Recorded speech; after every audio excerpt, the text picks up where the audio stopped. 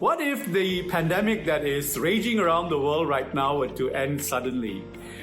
Most of us will go back to the work and the life that we are familiar with, the people we are familiar with, the jobs that we've been doing before the crisis. We might even forget some of the things that we've been learning in the last few months.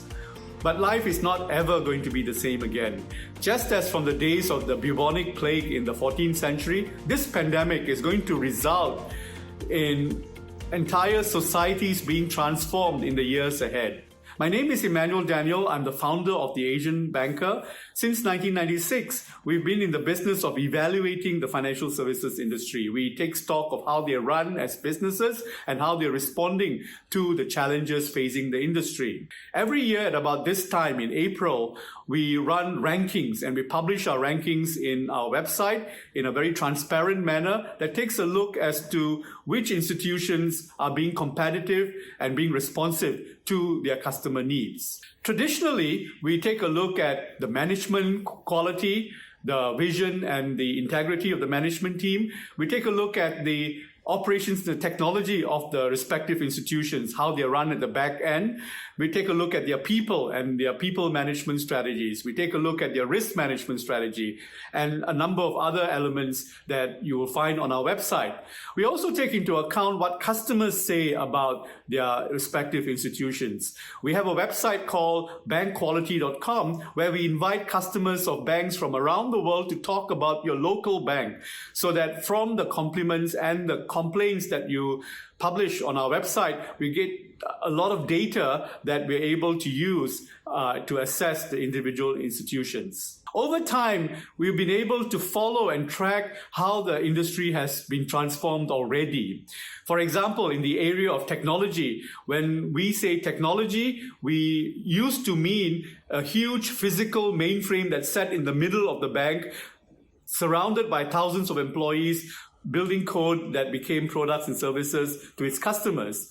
But going forward, when we say technology today, what we mean is the technology that sits in the hands of you and me as consumers, as customers, that the banking industry that now needs to plug into. We also mean the technology that is developed by armies of independent developers who now no longer work for individual banks, but whose networking effect in that ecosystem is something that the banking industry has to plug into. In other words, just on the infrastructure element alone, the industry has started to look very different. It has become more dependent on the society that it serves. To be fair to the industry, it has been undergoing tremendous stress, unprecedented in its history, just on the business front. In the first 2 months of this year, it underwent a liquidity crisis, which was averted by central banks providing liquidity in the major marketplaces. Right now, it's undergoing a markets crisis where the valuation of the assets that it holds on its books have been devalued dramatically and will continue to be so for the foreseeable future. And then there is a credit crisis coming up as customers are unable to meet their obligations. But there is a far more fundamental transformation taking place, which I want to spend time on. As a result of the pandemic, rebuilding entire economies is going to take the effort of entire societies working together in an organic manner. And for that reason, the financial services industry cannot be a for-profit, standalone institution in its own right, deriving its profits from at the expense of society. It needs to have a model by which it is part of the community that it serves. For these reasons, we are now putting in place 4 new criteria by which we will assess the financial services industry. Firstly, we want to see the level of digitization. I know that many banks around the world are very proud of the amount of technology that they had put in place to become digital institutions. But all of us know that the industry was found wanting during this crisis.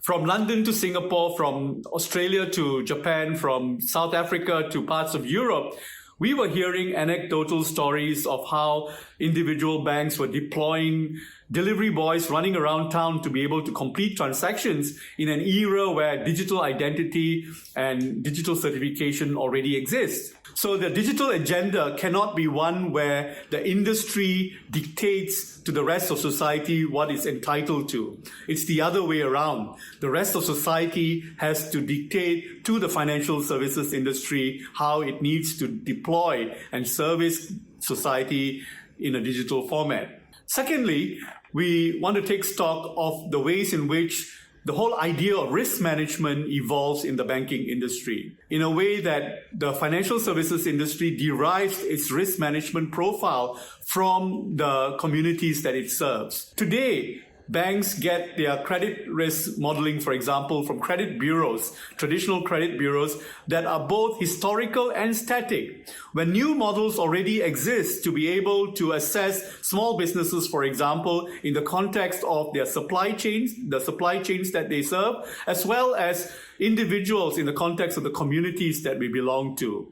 So the whole risk management modeling of financial services has to change over time. Thirdly, we want to see the financial services industry deploy more of its own funds in a manner that is relevant to the society that it serves. Its own funds, not the funds that it redeploys as a result of government backstops and government guarantees, which is essentially taxpayers' money being redeployed through the financial services industry in a way that it can profit from. The banking industry needs to demonstrate skill sets as well as commitment of its own resources to society. And fourthly, we want to include the dimension of social capital. Social capital is the means by which businesses start to derive their own value by the value they generate in the communities that they serve. We don't know yet what the ingredients of this social capital will need to be that we can monitor in a quantifiable manner, but this is an entire new dimension that needs to be built over time. The global pandemic also puts regulators to be scrutinized more closely. The question we need to ask is if regulators are guilty of having over-regulated a number of the new innovations that are coming into place in such a manner to make them look more like the traditional banks that they are familiar with.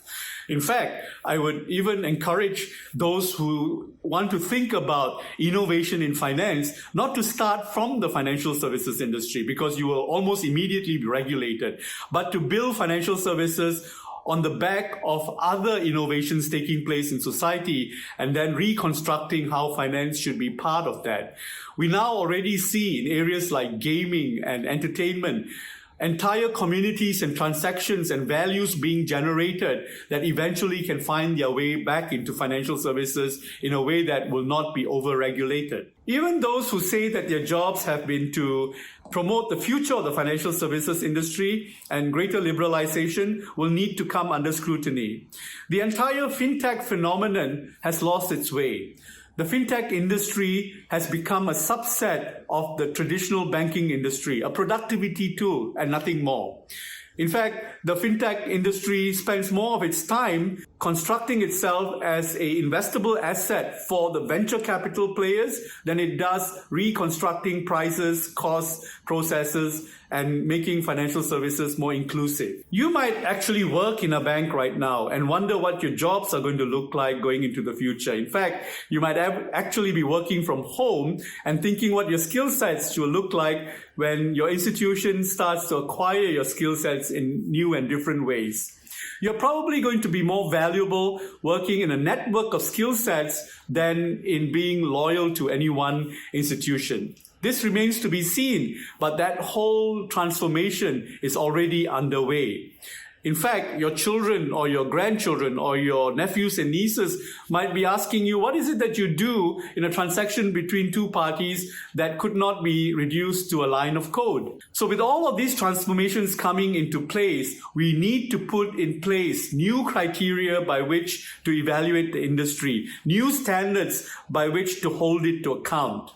There will be a great tension between the traditional players and the transformation that needs to take place. There will be great resistance in the traditional players. They would want to be able to define those changes in their terms. And yet, society will need financial services to become an organic part of the process of rebuilding that will need to take place going into the future.